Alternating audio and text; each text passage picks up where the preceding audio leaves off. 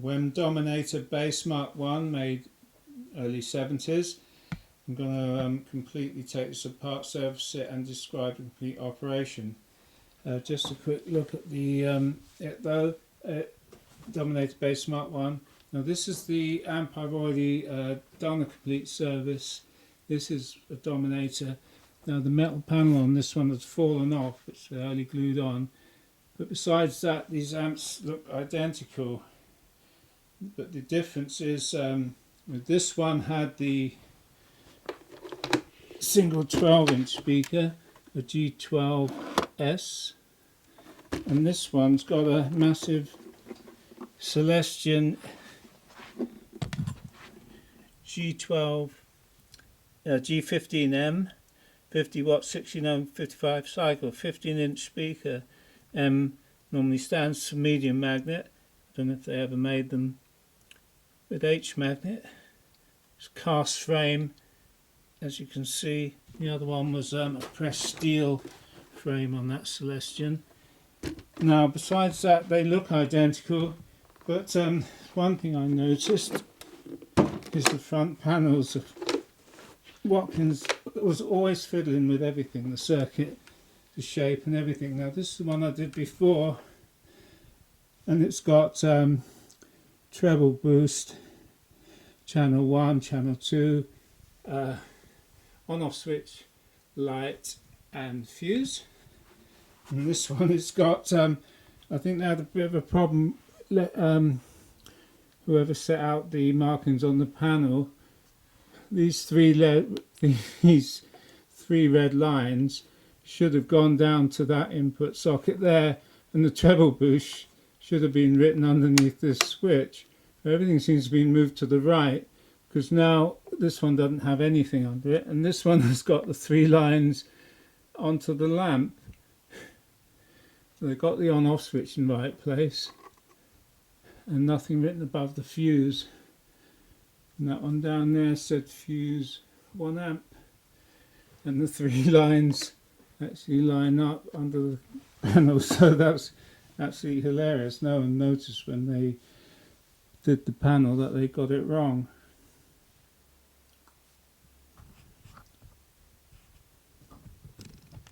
I've taken the back off, which is held by the usual 2 screws on the side, 2 screws screw into here on through the front panel, and there's normally 4 screws on a wood piece that runs along the bottom that screw in these holes along here, 4 screws, but they were missing. And also the wire to the speaker is very short, so you can only pull it out a little way like a tray. So I've unsoldered them so I can get it right out. Now looking inside, it's not exactly the same as the other amp that I was comparing it to earlier. It's got a totally different circuit board. This is like a cheaper Paxlin circuit board. It's not see-through, and I can see that the circuit layout is different from the other one, although it basically follows the same pattern, and the circuit looks like it's probably the same or very similar. I can see some differences. There's a 56K onto the input of the from the input sockets, which was missing on the, they weren't on the other one I looked at. And then I can see there's a date code, so March 1973, and also there's a date on the BY127s here, 7305. So obviously made 1973, and the other one, which I've got the circuit diagram here of, was made in 1977. So as usual, the Watkins WEM stuff, they kept the same circuit for year after year after year, but did do changes. Now this amp, also the other one had 4 cutouts in the aluminium chassis, so you could have fitted 4 EL84s. This one's only got the 2 cutouts, 2 EL84s, 3 ECC83s. They got the same nice screening cans, but all these valves have been changed these two have been changed. And this one is, I don't know why they've changed the ECC 83s, because they virtually never ever wear out, no matter how hard you use your amp. People just change them. They seem to think that you have to change them probably when they change these. And these are not very good valves. This one doesn't have a name on it. This one, which is the phase splitter, says made. It's got a made in China sticker, which is not great. I don't like Chinese valves. And this one, though it's got an old-fashioned sort of logo on it, says made in India, ECC 83. So I've got no idea how good that'll be. I'm going to test all the valves. I might have to change these if I want to change the sound. So I've got some mullards or something I could put in. That's pretty dirty. A lot of the other things look the same. There's the 100 ohm cathode resistor, which is shared by both the EL84s, so they never changed that circuit from 73 or earlier up to 77 with a little bypass capacitor for the extra gain. All the other components look probably the same, so a pretty easy circuit to follow through, though it's no see-through, so I can't see the tracking on now. The big smoothing capacitor, and this capacitor was held in a clip in 73. The one made in 77 didn't have the clip, it was just soldered to the board. This one's got a clamp around it. This will have a date on it too, but it's just behind the clamp. There's no swelling or anything coming out the end, so it looks like it'll be okay. Some dirt transformers look good. They look exactly the same as the ones on the 77 amp. Now the mains lead has got a lot of cuts in it, and they've been wrapped around with gaffer tape. About 3 cuts in it from something. There might be an opportunity to change the mains lead. It comes up through here. It's got an earth bond point, which is good, and it comes off to the transformer and it goes through the switch, a fuse, and there's the bright switch which just switches in and out a little capacitor down there, so that's going to be the same as the other circuit. No snubbers on the transformer anymore. That one's an earth wire, so there's no feedback. I'll probably, there's a little screen for the input between these two transformers. I don't know if that was necessary really. You normally put that in between the mains transformer and the input. I'll probably sketch out the transformer. All these components look original. These solder joints look a bit bright there, so I'm not sure what that is. All these little capacitors, they look good quality. They don't look like they're going to be any problem. So I'll finish off circuit, check the valves, make sure everything's working, and then put it back together, and we can see what it sounds like. Quick look at the circuit of the Bass Mk1. It is almost identical, the circuit diagram, to the normal guitar version, which is called the Dominator Mark III. The only difference seems to be that the bass one has the 15-inch speaker and the guitar one has a 12-inch speaker. Now I've got the circuit diagram here, just point out a few things, like same as I did on the guitar version. There's a few mods I'm going to do on this, because although it's vintage, you can do a couple of mods which can be taken off quite easily, but will improve the amp for especially for guitar use.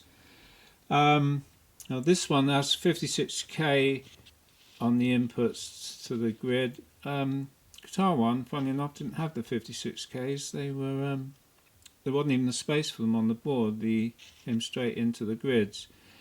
And the 1 meg resistors, they can go either side of the 56k. They're actually on the input side. Both channels are identical. They've got one non-bypass 1K5s, so you can get more gain, as I explained before, by bypassing them with capacitors. I'm going to show a couple of mods I do, and the reason why they probably didn't bypass it on this one, the bright channel, is that they have a bright switch which switches in a 680 picofarad capacitor directly to this point down here, which is the input to the phase splitter. There's no resistor there, so it just comes straight through. When they do that, that means the high frequencies is wide open on this amp because it bypasses the vol, which means when you switch the bright switch, it's the equivalent turn the volume to absolute maximum on treble. So the treble comes all the way through, especially if you've got the treble control up, all the way through, and this can cause quite a lot of high frequency instability or pickup if you're not careful. An easy mod to do, which I would have done if I designed the amp, and which you normally see on amps for the bright switch, you have a small voltage drop to the volume control, and you have plenty of gain coming through here, so you have a resistor on top of the vol control, so at maximum volume you still have enough signal to drive the amp at full. So the best thing to do, so that you don't have the bright switch sending the treble through at no attenuation, is to brighten up the top of the signal going to the vol control. So you have a 470k, 250k, and you can bypass the 470k, so the trebles come through to the top of the vol, and then it's the volume control still works. Now if you think that drops too much signal, what you can then do is boost the signal at the input stage, which is always good. Lift the signal to maximum, cuts noise when you cut it back down. If you want this to be trebly, you can do a 0.1, or let's say a 1 is easy enough. You don't need to boost all the bass, and then that'll lift the signal, and then the signal goes through the tone controls and drops a bit across the 470k, and your bright switch should still work fine. We'll try that, see if you get instability, because of the fact that the way they designed it, they put 200 picofarads in here, which cut the signal at 8 kilohertz to try and stop any pickup of radio signals or high frequency squealing. They do have a 0.1 in there, so there's one mod. This mod I'll do pretty easy around putting in a 470k, just rearrange the wiring slightly. Now the other mod was on this channel, as explained on the previous amp I looked at. Normally you use one channel, which means this whole ECC83 is not being used because you use one or the other. You hardly like to plug two instruments into this amp. So you can do a very simple mod on the channels. You could use to combine them, combines the two valves, and you get two sets of tone controls, two volume controls. But it will fatten the sound up or adjust the sound differently. But the other thing you have to do is, because one channel goes to one side of the phase splitter and the other to the other phase splitter, you'll have to put both of them into one side of the phase splitter. But they've already provided 470k resistors for some reason onto the inputs of the phase splitters. Normally you wouldn't need them, I don't know why they put them in, but we can use them because that gives you a mixing point. Now this side, the phase splitter, because we're going to take the signal off of there, you need to put a 0.1 in just to decouple any noise. If you leave this open, it will pick up noise and or a bit of signal can sneak through. And make sure that you decouple this to a noiseless point on the circuit, which would normally be here, so that signal, any noise on the circuit is both sides. Don't decouple it like I did the first time. I did the mod to the wrong point down here somewhere and it had a bit of hum. So those mods are pretty easy to do. They've got the capacitor and resistor the opposite way round here, which means that I have to I can't get the capacitor out. Now that capacitor is one of these block ones here, so there's no wires I can solder onto. It's actually that one there. So I'll have to lift this resistor up and just solder it to put another capacitor through. It's pretty easy. I did it on the other one. There are the 100Ks on the anodes with the 200 picofarads across them. Slightly different arrangement to the other circuit board. They just moved around, but a lot of the circuit is the same, but that's different. The 56, there's the signals run in here. There's a 56K there, and there's a signal off the other socket. It takes a long way down to here. Normally you'd keep the input away from the power section down here, but that's the way they've arranged it.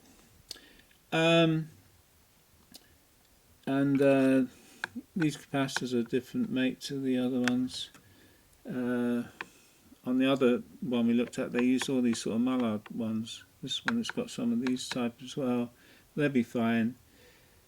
All these other capacitors will test fine. I put the valves back in. I've cleaned the pots. And the mod to combine the two input sockets, very easy to do. Just take the earth off and run the signal across. So I do those mods. It won't take very long to do, and then we'll be able to power it up and see what it sounds like. I've done all the mods. On the input on this channel I've got a 10 microfarad just there to boost the gain through the normal channel, and I decided to put a 1 microfarad nice non-polarized one on there on the input channel 1. These are the mods on the phase splitter, moving the from one side of the phase splitter to the other through this 0.01, and then I put a 0.1, take the noise off the channel there, which is the input there, which is not used now. There's the mod across from one input to the other, just only have to move the earth off there. And the switching here of the 680 picofarad and the 470k resistor, that was a bit more difficult. I actually had to cut the end of the pot down there, which not too difficult. Solder 470k onto it.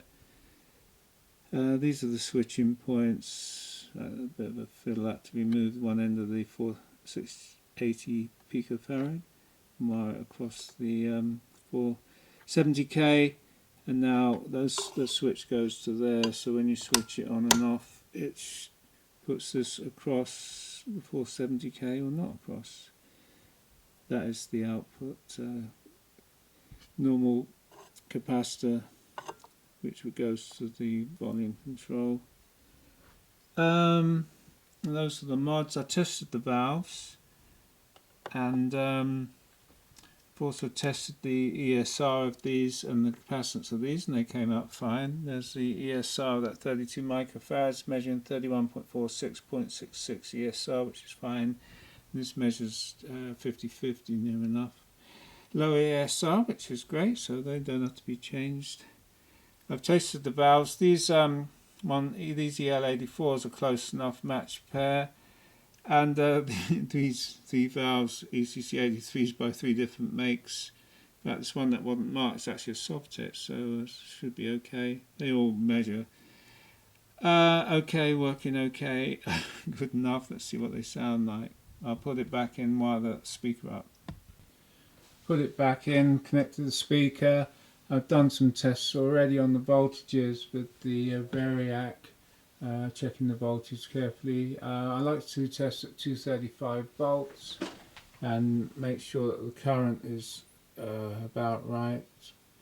It's about 0.25 amps. I've checked a couple of other voltages. I left a couple on. There's about 315 volts on the B plus, which is measured in there, and I've just got still a measurement on the cathode on the EL84s, which is reading about 9 volts on the circuit. That's just there, about 9 volts, which is about 90 milliamps across 100 ohms shared between the two, and the B plus here 314 volts. Everything else, all the voltages in it seem pretty normal. A little bit of background buzz. I've got a guitar. I can't really do the sound check, so I'll have to set this up separately to do the sound check to see what it sounds like with this big 15-inch speaker with a normal guitar. The main sleeve on this amp was had lots of cuts in it and wrapped around with gaffer tape, so I cut it off, and rather than have to rewire it inside, I put this old RS IEC connector, this white one, so I connected that on.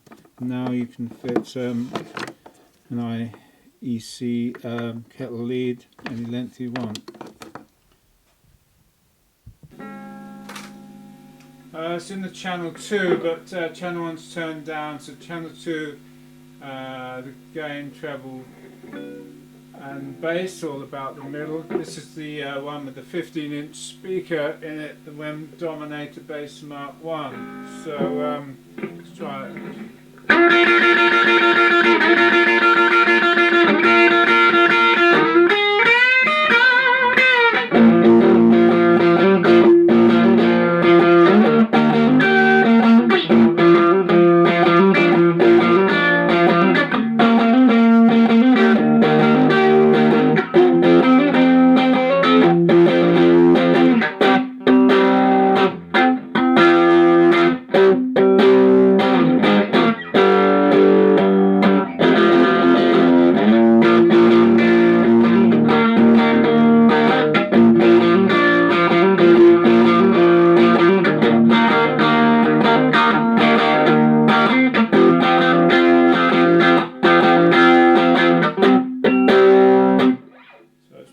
Punchy. Let's try it on a bass here.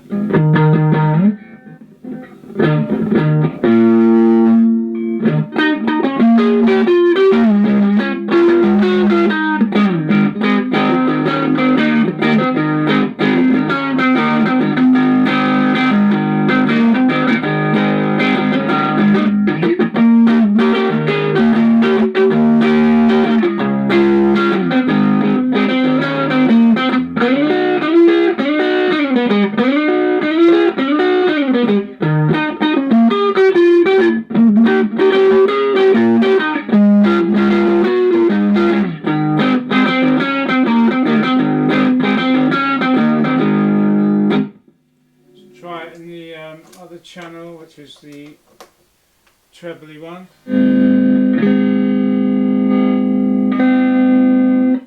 Let's have the treble switch down, put it on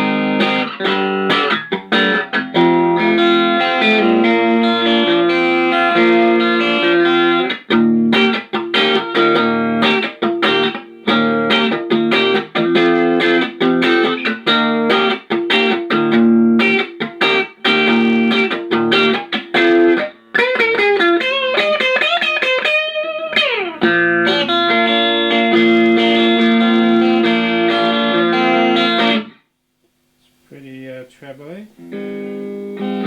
Let's do the two combined.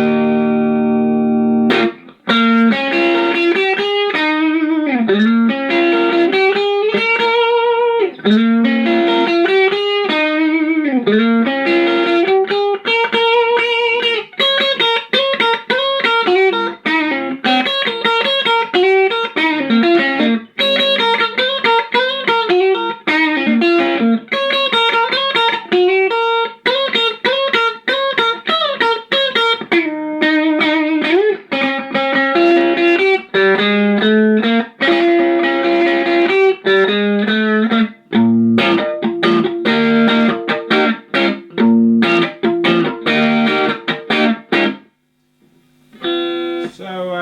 it's very, very bright. I see the 15-inch speaker's got like an aluminium centre part, so it's easily bright enough for a guitar. It's probably better than a 12-inch speaker.